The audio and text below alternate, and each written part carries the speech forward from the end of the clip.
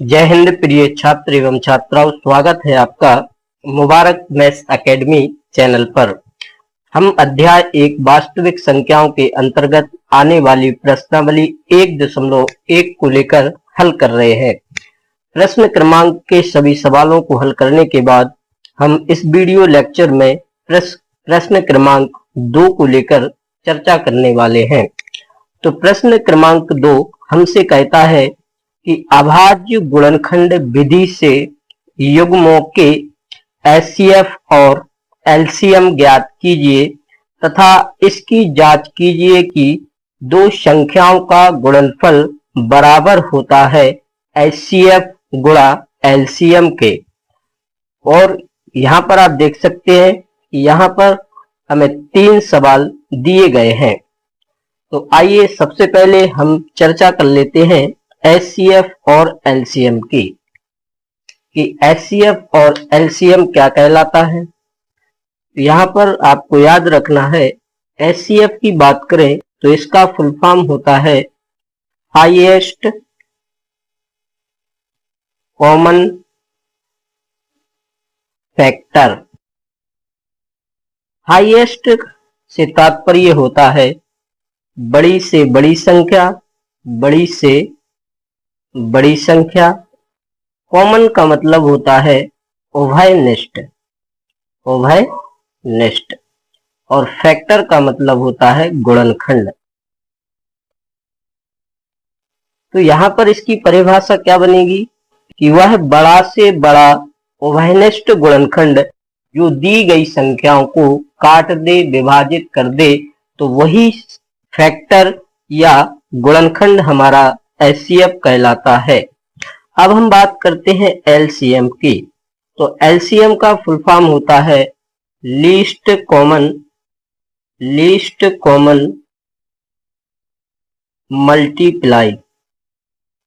Multiple. याद रखना, least means होता है छोटी से छोटी, छोटी से छोटी। और कॉमन का मतलब फिर से हमारा उभयनिष्ठ हो जाएगा, उभयनिष्ठ। और मल्टीपल का मतलब होता है गुणज। तो इसकी डेफिनेशन क्या निकलेगी कि वह छोटा से छोटा गुणज जो दी गई संख्याओं से पूर्णतः विभाजित हो जाए, कट जाए, शेषफल हमारा शून्य प्राप्त हो जाए। आइए उदाहरण के द्वारा हम जान लेते हैं, समझ लेते हैं। जैसे कि हमने दो संख्याएं ली, 2 और 4। इसका हमें एचसीएफ और एलसीएम बताना है। तो एचसीएफ क्या कहता है? Highest common factor. तो यहाँ पर हमारी जो संख्याएं हैं 2 और 4, यह किन किन संख्याओं से पूर्णतः विभाजित हो जाएंगी? तो यह हमारी संख्याएं 1 और 2 से पूर्णतः विभाजित हो जाएंगी। इसके अलावा कोई भी ऐसा गुणनखंड नहीं है जो 2 और 4 को काट दे। तब यहाँ पर हमें 2 संख्याएं मिलती हैं, 1 और 2। तो इनमें से एक हमारा एचसीएफ होगा। तब हम देखते हैं एचसीएफ कहता है कि हाईएस्ट लेना है। तो यहाँ 1 जो है छोटा होगा 2 की अपेक्षा, तो इसलिए हाईएस्ट हमारा 2 हो जाएगा और 2 और 4 का एचसीएफ भी हमारा 2 हो जाएगा। अब हम बात करते हैं कि 2 और 4 ऐसी कौन सी संख्या हो सकती है जिसको पूर्णतः काट दे या विभाजित कर दे। तो यहाँ पर हम देख सकते हैं कि वह संख्या हमारी 4 ही हो जाएगी। अब सर 8 क्यों नहीं लिया आपने, 12 क्यों नहीं लिया? तो इसकी परिभाषा पर आपको जाना होगा। इसकी परिभाषा क्या होती है कि लीस्ट कॉमन मल्टीप्लाई। लीस्ट माने छोटी से छोटा होना चाहिए और कॉमन होना चाहिए और उभयनिष्ठ होना चाहिए। तो यहाँ पर हम देख सकते हैं कि 2 6 12 और 4 3 12। इसी तरीके से 2 चौको 8 और 4 दूनी 8। तो ये दोनों संख्याएं भी हमारी 2 और 4 से विभाजित हो रही हैं। किंतु परंतु लीस्ट मीन्स छोटा, हमें छोटा गुणज लेना है। तो केवल 4 ही एक ऐसा छोटा गुणज है जो हमारा 2 से भी डिवाइड हो जाएगा और 4 से भी डिवाइड हो जाएगा। तो छोटा होने के कारण 4 ही हमारा एलसीएम प्राप्त हो जाएगा। अब हम अगर और उदाहरण ले लें, जैसे एक और उदाहरण को लेकर चर्चा करते हैं कि 6 9 18, तो इसका एचसीएफ क्या होगा और एलसीएम क्या होगा। तो अब आप थोड़ा सा दिमाग लगाएंगे कि एक ऐसी संख्या ढूंढो जो बड़ी से बड़ी हो और तीनों को विभाजित कर दे। तो ऐसी संख्या देखने समझने पर हमें 3 प्राप्त होती है। जैसे हम देखें 3 दूनी 6, 3 तिरका 9 और 3 छौ 18। तो 3 एक ऐसी संख्या है जो 6 को भी काटेगी, 9 को भी काटेगी और 18 को भी काटेगी और सबसे बड़ी है, क्योंकि इससे बड़ी संख्या कोई प्राप्त नहीं होगी। आप खुद से ढूंढ लेना और फिर देख लेना। इसी तरीके से अब हम एक संख्या ऐसी खोजेंगे जो 6 से भी कट जाए, 9 से भी कट जाए और 18 से भी कट जाए। तो छोटी से छोटी लेना है। तो यहां पर हमारी संख्या क्या वो 18 हो जाएगी। चेक कर लेते हैं। 6 × 3 18, 9 दूनी 18 और 18 एकम 18। जी सर, 18 एक छोटी संख्या है जो 6 9 18 से विभाजित हो जाएगी, तब यही संख्या हमारी एलसीएम हो जाएगी। तो आइए अब हम एचसीएफ और एलसीएम को जानने के बाद अब इस सवाल को हम आसानी से चुटकियों में उड़ाते हैं। तो यहां पर पहला सवाल है हमारा 26 और 91। तो हम सबसे पहले लिखेंगे दी गई या दिया है, दिया है। आपको बहुत आराम से समझना है और ध्यान पूर्वक वीडियो को देखते रहना है। तो संख्या क्या है हमारी 26 और 91। ज्ञात क्या करना है, तो हम यहाँ पर लिख लेंगे जो जो चीज हमें ज्ञात करना है। आपको इसी तरीके से परीक्षा में भी लिखना है ताकि आपका एक भी नंबर कट ना सके। तो हमें क्या क्या ज्ञात करना है। पहली चीज हमें निकालना है एचसीएफ और एलसीएम। तो हम यहाँ पर लिख लेंगे एचसीएफ एंड एलसीएम। इसके बाद क्या निकालना है हमें, तो दूसरा नंबर पर हमें निकालना है कि संख्याओं का गुणनफल एचसीएफ और एलसीएम के बराबर होता है। तब हम लिख लेंगे यहाँ पर कि संख्याओं का गुणनफल एचसीएफ बराबर एचसीएफ गुणा एलसीएम। तो यह दो चीजें हमें निकालना है। कैसे निकालते हैं, तो जिस तरीके से हमने पहले निकाला था उसी तरीके को हम यूज करने वाले हैं। तो सबसे पहले हम यहाँ हल लिखेंगे और हल में हम सबसे पहले संख्या 26 को लिखेंगे और इसके अभाज्य गुणनखंड निकालने वाले हैं। सर कैसे निकालते हैं, हमारा तरीका वही है जिस तरीके से हम पहले अभाज्य गुणनखंड ज्ञात कर रहे थे। तो हम 26 लिखते हैं। अब यहाँ पर चूंकि हम देखते हैं 26 हमारी भाज्य संख्या है, तो इसमें हमारा 2 से भाग चला जाएगा। तो 2 एकम 2 और 2 तीन 6, हमें 13 प्राप्त हुआ। 13 एक अभाज्य संख्या है, तो इसमें केवल 13 से भाग जाएगा। तो 13 एकम 13। तो क्या क्या अभाज्य गुणन प्राप्त हुए, 2 गुणा 13। एंड इसी तरीके से हम 91 के अभाज्य गुणनखंड निकालने वाले हैं। तो हम यहाँ पर लिखेंगे 91। अब यहाँ पर आपको सोचना है कि 91 किस संख्या से कट जाएगा। तो हमें पता होना चाहिए कि 91 हमारा 7 की टेबल में आता है। तो 7 एकम 7, 2 बच जाएगा। 2 बचने से हमारा 21 हो जाएगा और 21 हमारा 7 से 3 बार में कट जाएगा। 7 3 21। अब 13 एक अभाज्य संख्या है जो केवल 13 से कटेगी। तो 13 एकम 13। तो इस तरीके से हमें 91 के अभाज्य गुणनखंड 2 गुणा 13 प्राप्त होते हैं। अब हम एचसीएफ निकालते हैं। तो हम यहाँ लिखेंगे कि संख्याएं 26 और 91 का एचसीएफ क्या हो जाएगा। तो याद रखना क्या होता है, हाईएस्ट कॉमन फैक्टर। तो हाईएस्ट मींस बड़ा होता है और कॉमन, सबसे पहले तो आप कॉमन देखें। तो 26 में भी हमारा 13 आ रहा है और 91 में भी हमारा 13 आ रहा है, जो उभयनिष्ठ दोनों जगह है।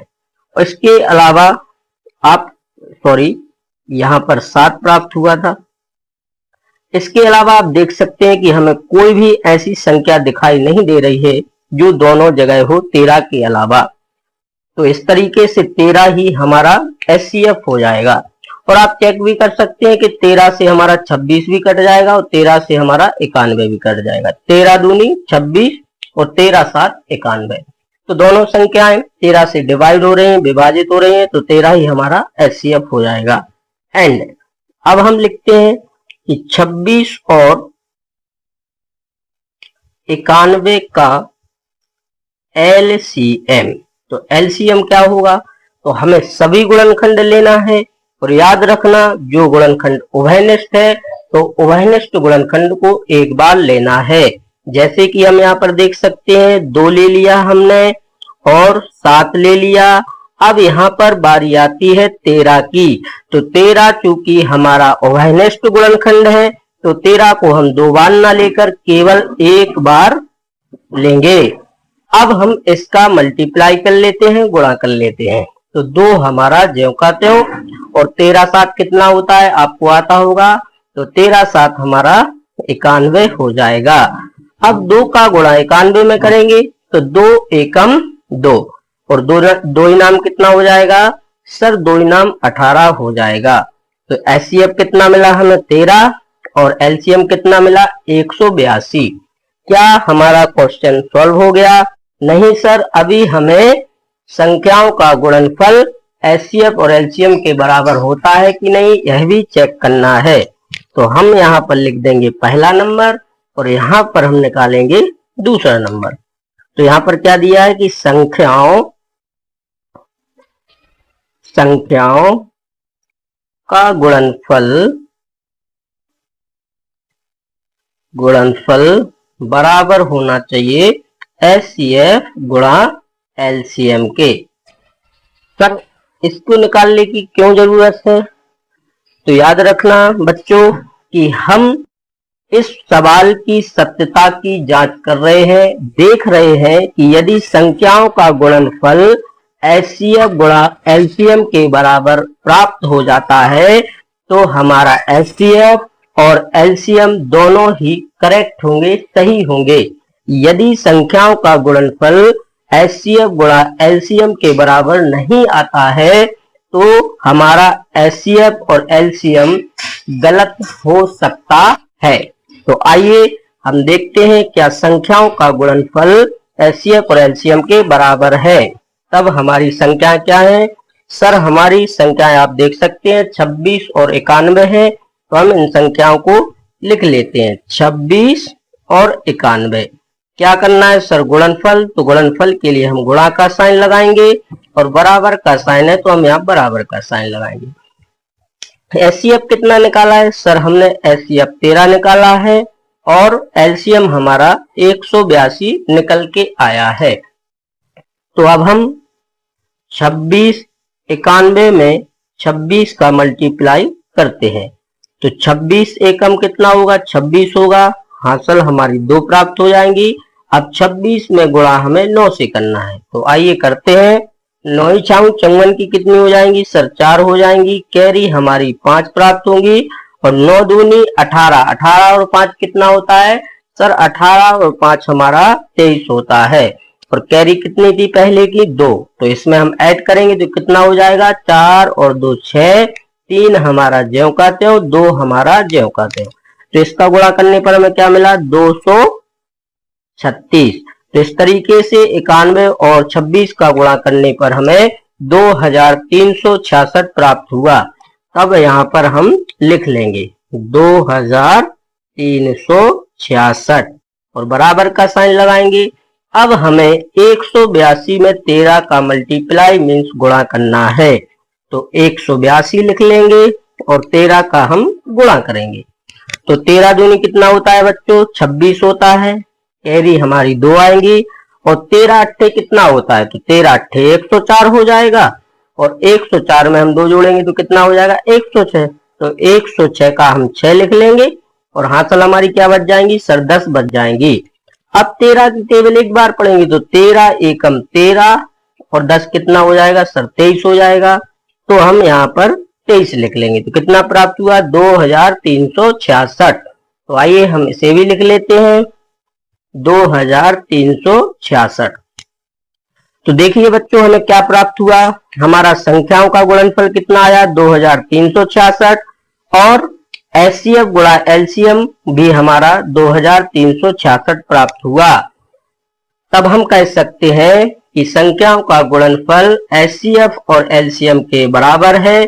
तब हमारा एचसीएफ और एलसीएम एकदम सही है, एकदम करेक्ट है। यदि अब याद रखना है कि परीक्षा में आपने एचसीएफ निकाला और एलसीएम निकाला और जब हम सत्यता की जांच करें, यदि हमारा संख्याओं का गुणनफल एचसीएफ और एलसीएम के बराबर नहीं आता है, तब आपको मान लेना है कि आपने कहीं ना कहीं एचसीएफ या एलसीएम को गलत निकाला है, क्योंकि हमारी जो सत्यता की जांच है वो हमेशा इक्वल आती है, बराबर आती है। तो इस तरीके से आप देख सकते हैं कि हमने सवाल क्रमांक 1 को हल किया है। इसके अगले लेक्चर में हम सवाल क्रमांक 2 और 3 को लेकर चर्चा करने वाले हैं। तो आशा करते हैं कि आज का वीडियो लेक्चर आपको पसंद आया होगा। यदि वीडियो आपको अच्छा लगे, हेल्पफुल लगे, तो चैनल को सब्सक्राइब करें, लाइक करें और साथ में बेल आइकन को जरूर दबाएं ताकि मेरे द्वारा बनाए गए वीडियो आपको समय अनुसार प्राप्त होते रहें। इसी के साथ जय हिंद, जय भारत।